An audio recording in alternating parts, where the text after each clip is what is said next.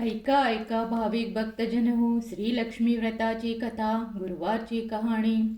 ही कहाणी ऐकून काय होते? दुःख दारिद्र्य दूर होते, श्री लक्ष्मीची कृपा होते, धनदौलत प्राप्त होते, दीर्घायुषी संतती होते, मनीची इच्छा पूर्ण होते. श्री लक्ष्मीची नावे आणि रूपे अनेक आहेत. कैलासातील पार्वती, सिराबद्दील सिंधुकन्या, स्वर्गातील श्री महालक्ष्मी, भूलोकावरील लक्ष्मी, ब्रह्मलोकाची सावित्री, गोलोकातील राधिका, वृंदावनातील रासेश्वरी, चंदनवनातील चंद्रा, चंपकवनातील विरजा, पद्मवनातील पद्मावती, मालतीवनातील मालती, कुंदनवनातील कुंददती, केतकीवनातील सुशिला, कंदमवनातील कंदममाला, राजगृहातील राजलक्ष्मी आणि घराघरातील गृहलक्ष्मी, अशा विविध रूपांनी आणि नावांनी लक्ष्मीदेवी प्रसन्न आहे. अशा लक्ष्मीदेवीची आहे ही कहाणी. द्वापर युगातील सौराष्ट्र देशातील तिथे भद्रशेवा नावाचा एक राजा राज्य करीत होता. तो पराक्रमी होता. 4 वेद, 6 शास्त्रे, 18 पुराणे याचे त्याला ज्ञान होते. त्याच्या राणीचे नाव सुरतचंद्रिका. ती होती देखणी, सुलक्षणी, पतिव्रता. त्या राजा राणीला होती 8 मुले, 7 मुलगे आणि 1 मुलगी.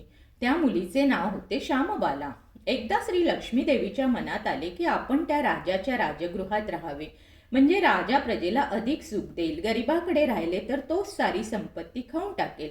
म्हणून तिने काय केले? वृद्ध ब्राह्मण स्त्रीचे रूप घेतले, हातात काठी घेतली आणि ती टेकीत टेकीत ती सुरतचंद्रिका राणीच्या महालाच्या दारात उभी राहिली. तिला बघून एक दासी पुढे आली. तिने त्या म्हातारीची चौकशी केली. तिचे नाव, तिच्या नवऱ्याचे नाव, राहण्याचे ठिकाण वगैरे माहिती विचारली. वृद्ध स्त्रीचे रूप घेतलेली लक्ष्मी माता म्हणाली, माझे नाव कमला, माझ्या पतीचे नाव भुवनेश, द्वारकेला आम्ही राहतो. तुमची राणी पूर्वजन्मी एका वैश्याची पत्नी होती. तो वैश्य फार दरिद्री होता. रोज भांडणे होत असत. नवरा तिला मारझोड करी. त्या त्रासाला ती कंटाळली आणि घर सोडून निघाली. रानावनात उपाशी भटकू लागली. तिची ती दशा बघून मला तिची दया आली. धनसंपत्ती देणाऱ्या लक्ष्मी व्रताची मी तिला माहिती सांगितली. माझ्या उपदेशाप्रमाणे तिने लक्ष्मी व्रत केले.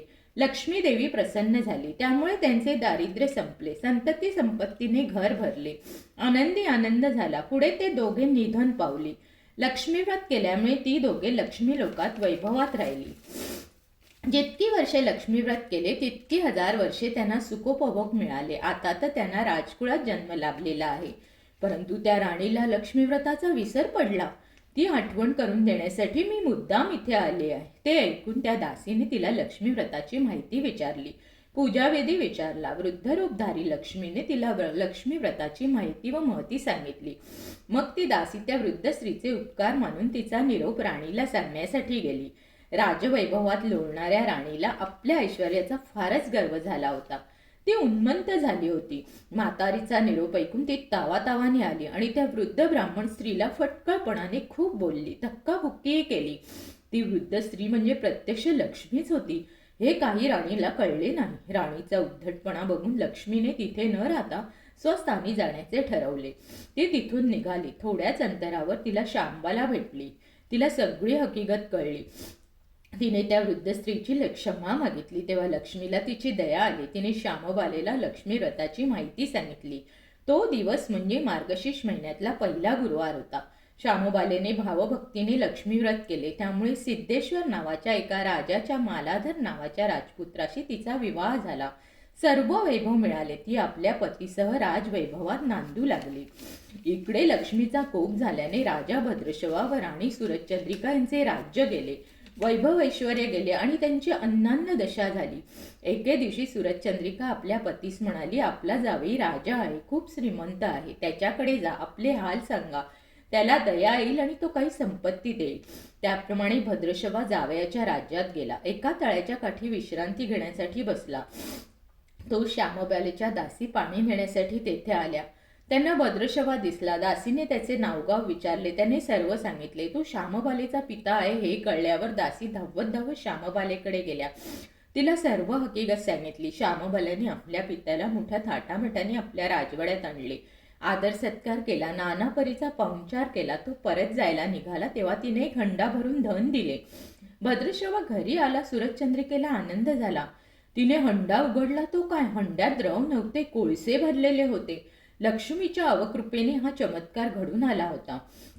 काही दिवस लोटले. सूरजचंद्रिका एकदा आपल्या लेकीच्या घरी गेली. तो दिवस होता मार्गशीर्षातला शेवटचा गुरुवार. श्यामबालेने लक्ष्मी व्रत केले. आईकडूनही करून घेतले. सूरजचंद्रिका परत आपल्या नगरात आली. तिने लक्ष्मी व्रत केले म्हणून पूर्वीचे सर्व वैभव परत मिळाले. राज ऐश्वर्य प्राप्त झाले. पुढे काही दिवसांनी शांबाला माहेरी आली. परंतु बापाला कोळसे दिले, आपल्याला काहीच दिले नाही, हा राग सूरजचंद्रिकेच्या पोटात रटरटत होता. म्हणून श्यामबलेला कोणी विचारलेच नाही. तिचा अपमानच झाला. परंतु ती आईवर रागावली नाही. ती तिथून निघाली. निघताना तिने तिथले मोठे थोडे मीठ बरोबर घेतले. आपल्या घरी आल्यावर तिच्या पतीने तिला विचारले, माहेरून काय आणले? ती म्हणाली, राज्याचे सार आणले. पती म्हणाला, म्हणजे काय? पत्नी म्हणाली, थोडा धीर धरा म्हणजे कळेल. त्या दिवशी तिने सर्व पदार्थ अळणी करायला सांगितले. नवऱ्याला जेवण वाढले. त्याला जेवण अळणी लागले. मग तिने ताटात थोडे मीठ वाढले. पदार्थात ते घालताच जेवण रुचकर लागले. हेच ते राज्याचे सार. श्यामबालीच्या पतीला ते पटले. त्या दोघांनी मग हास्यविनोद करीत भोजन संपवले. सारांश अशा रीतीने जे कोणी हे लक्ष्मीव्रत श्रद्धेने करतील त्यांच्यावर लक्ष्मीची कृपा होईल, सुखशांतीचा लाभ होईल, मनोरथ पूर्ण होतील.